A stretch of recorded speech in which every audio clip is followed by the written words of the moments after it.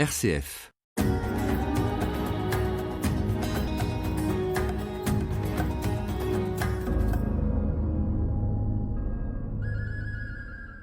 Comme disait Gandhi, la grandeur d'une civilisation se mesure à la façon dont elle traite les animaux.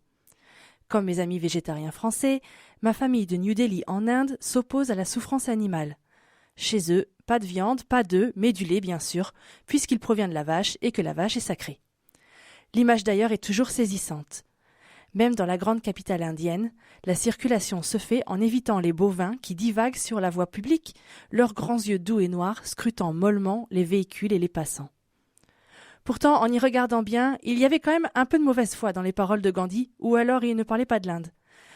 Et écartons déjà le fait que dans ce pays, beaucoup d'humains sont moins bien traités que les vaches. L'image d'Épinal en prend un coup quand on sait que moins de la moitié des habitants ont renoncé à la viande. Et oui, quand on a faim, on mange ce qu'il y a. Une famille aisée peut se permettre de renoncer à certains aliments car elle a assez d'argent pour acheter des choses qui compensent et varient. Ma famille intouchable, dans le désert du Rajasthan, elle, se réjouit quand un chien rapporte un lapin ou qu'un homme descend une perdrix d'un coup de pierre bien senti. De là à dire que le végétarisme est un truc de riche. Et puis, le mythe de la vache sacrée se fissure quand même lorsque l'on voit que ces animaux se nourrissent quand même et essentiellement des sacs plastiques qui jonchent en masse les rues indiennes. Amour des animaux, vous disiez ? De l'autre côté du spectre, il y a la Mongolie. Là-bas, rien ne pousse, et les éleveurs nomades n'ont que leurs animaux comme moyen de subsistance. Ils ne mangent que de la viande et des produits laitiers, l'anti-véganisme. Pourtant, la culture mongole interdit que l'on verse le sang d'un animal sur la terre. Aucun n'est égorgé.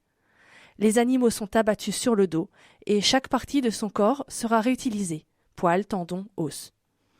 Certains disent que c'est un signe de respect envers l'animal que l'on abat. En tout cas, ça empêche le gâchis dans un environnement qui ne le permet pas du tout. Alors, qui du végétarien indien qui laisse ses vaches mourir asphyxiées ou de l'éleveur mongol qui abat ses bêtes est le plus amoureux des animaux ? Le régime alimentaire ne fait pas tout.